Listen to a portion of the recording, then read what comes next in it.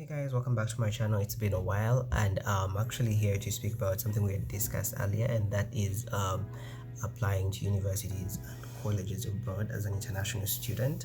I do have some notes here with me, so I'm gonna be sharing with you guys the step-by-step process of everything I kind of did to give you guys kind of like an insight and to just ease your work, because it's like too much research for some people, something like that. And I'm actually going to be sharing some of that intel with you guys, so you can use it to your own advantage and find a way of doing your own thing as well. So first off, for those of you guys that are actually new, I am Kaale Martin, lifestyle blogger, content creator, blah blah blah blah. And this is my YouTube channel. Just post lifestyle content and just my life in general. And for the past couple days, I did travel for school this time, and I'm gonna be starting school in summer. Yeah, that's like June, like a month and some days from now. And I'm gonna take you guys through the application process, what kind of colleges, and just the basics of all that, because people have been asking. And I was like, it could help me create my YouTube content, and I could also be helping other people understand the depth of the whole situation and stuff like that. So here we are right now. In this video specifically, I'm going to be explaining the whole concept of international student, like the whole thing. And then the famous countries that people like to apply to, my recommendations, some of the stats, and stuff like that basically. So of course, the the most obvious thing is international student. You're going to study in a different country for your college, bachelor's, associates, PhD, masters, something like that, right? And most of the famous countries that international students like me or my friends were acquainted to were Canada, the UK, Australia, and the United States of America. Yeah, I think those are the main. With let's see, USA has 750,000, Canada has 800,000, Australia has 770,000, and the UK has 600,000 international students. So those are the biggest numbers. I think that's why everyone's mind is targeted to. I don't know why. I think people kind of have that American dream kind of thing. Big deal. So those are the main countries that people look towards, or people go towards when they're applying for international, for colleges abroad. And because of that, the colleges there receive numerous amounts of applications from both the locals and the international student, making it actually a bit, I don't want to use the word hard, but a bit let's say tricky to choose the people to give the acceptance letters to. When I was applying for college, I applied to I think around 5 universities. I actually don't remember, but I actually got acceptance letters. I'm going to be sharing that as well.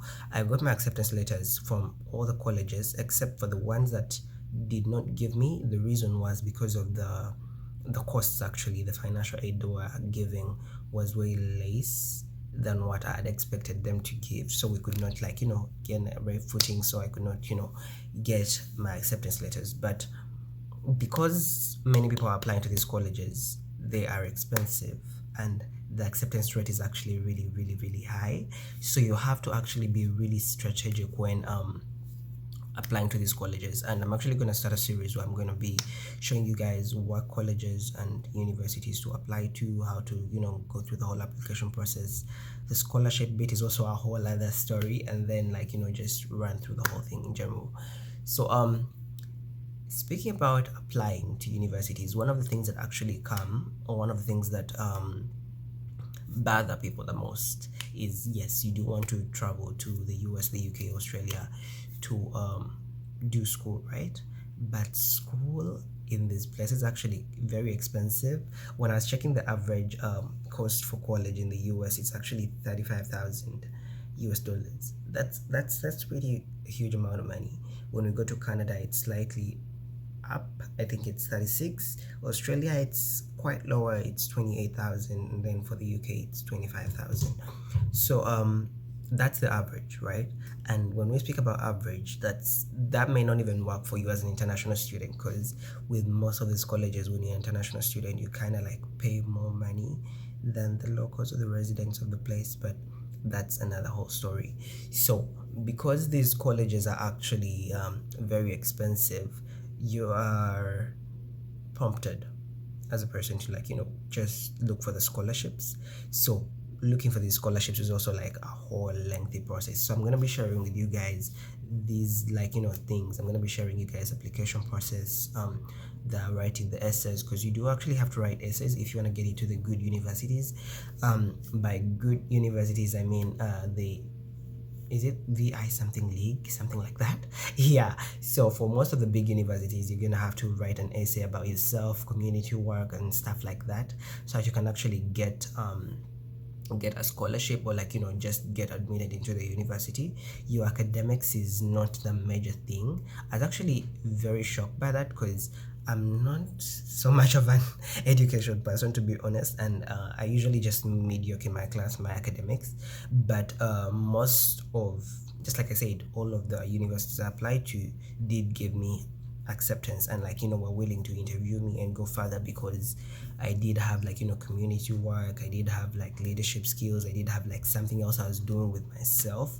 So I'm gonna be sharing that intel with you guys as well. Just subscribe and, like, stick on. And then another thing is, they are actually other more easier countries to apply to. When you get stuck with the whole US, UK, Australia, and Canada thing, you're gonna get strained, to be honest, and you're limiting yourself. When we were checking with my other friends, because when we were applying to schools, it was like, me and my other friends, like, applying to different places, and now we are all over. I think I have friends in, some of them went to Germany, Australia. Vera is in Australia, Petra is in Germany. Most of them are actually in the States here, different, but in, like, different places. So we did search other countries as well, like, just because, you're like, I've always wanted to go to this country. If I study there, that's like, a good opportunity to do that. So the other countries to try out: France, Italy. Those are my good picks, especially if you're from an African country, because them I think it was Italy, to be honest. When you check about, like, the tuition, you can pay less tuition because you're from an African country. Tuition is less as like 3,000 USDs a whole year, and some of the courses are actually taught in English, so you'll have to, like, learn Italian on your pace. So I'll be sharing that as well. And I'll also be sharing, some people were really inquisitive about the conferences as well. So I actually started attending the conferences in school during high school. I don't know what year that was, but then it's been the most amazing part, because I get to, travel and do all these things alone. But the reason for the conferences is there are different conferences, like high school, college conferences. There are those that cover both. There are those that are Model United Nations, Model African Union, just a mix, just, summit. So it's a whole, like, other topic as well. So I'm going to be sharing all that info: how to apply, where to get them. Some of them actually also give financial aid. You can actually attend a fully covered conference, like accommodation, travel, and everything. So I'll be sharing that as well. So yeah, there is that. But then mostly it's gonna be the school thing, and, like, also me, how I'm navigating the whole new, like, environment in school and that. So one of the tips I'm actually going to give you when you're starting out is that you have to plan ahead. If you're doing, one of the things I did is, when I was I applied for a much further semester, so that I had all this time on my hands to, like, get into my bag and finalize everything I had to, like, gather my certificates, get me recommendations and stuff like that from my teachers and stuff like that. So you will have to actually do something while you're still in high school if you want high chances of getting into the good universities, with your leadership, with your volunteering, with your community. Like, just do something. And then another thing I want to tell people is, if there is a hobby that you like, a game that you play, a sport, something like that, do it. Even if it doesn't seem like much, it actually counts. Now, quick story: when I began like in the whole content creation. We've been through this sometime. Like it was just my thing to do. I had time, I had an internet connection, I wanted to do this, right? But then some years down the road, I was applying to uni, and then like when I'm filling in, like those things are like, what are you doing with your time? Like how do you spend your time? And I'm like, I blog, I do content creation, I have a skincare line, and then I know how to make suits, and all these things are actually assets to you, because then now the university wants to attribute itself to you when you're having an interview with the financial advisor. Did I say financial advisor? With an international student advisor, and then you tell them these things, they're actually amazed, and they know that you're going to be an asset to the university and the other students that you're going to be studying with. And then when you're going to be successful in future, you're always going to be referred as an alumni of the university. So always have something you're doing, and then when it's time to apply, it's just easy to incorporate it, even if it's not like on a big massive level. Just do something with yourself. It's singing, sing. If it's like swimming, swim. Just like have something you're doing with yourself. So yeah, I just came to be sharing that. I'm gonna be making videos. I'm gonna be sharing. I'm gonna try. I'm really, really, really, really, really gonna try and stay consistent this time, because I really need it for my mental health, and just I need to do this for myself. It's been a while, and I really want to do it. So I'm gonna be sharing videos on how to apply, and for the schools, for the conferences, how to get the financial aid, how to go around the interviews, where to apply, what kind of different schools there are, and just everything in general. So stick around, subscribe to the Mattson Skincare newsletter if you haven't yet already, and also the Mattson it's not the Matter magazine anymore, the Mbabazi Post, if you haven't also subscribed to its newsletter already. So I'm gonna be dropping some links in the description box. Just I made a website where you guys can set up appointments, because people do love to have that one-on-one.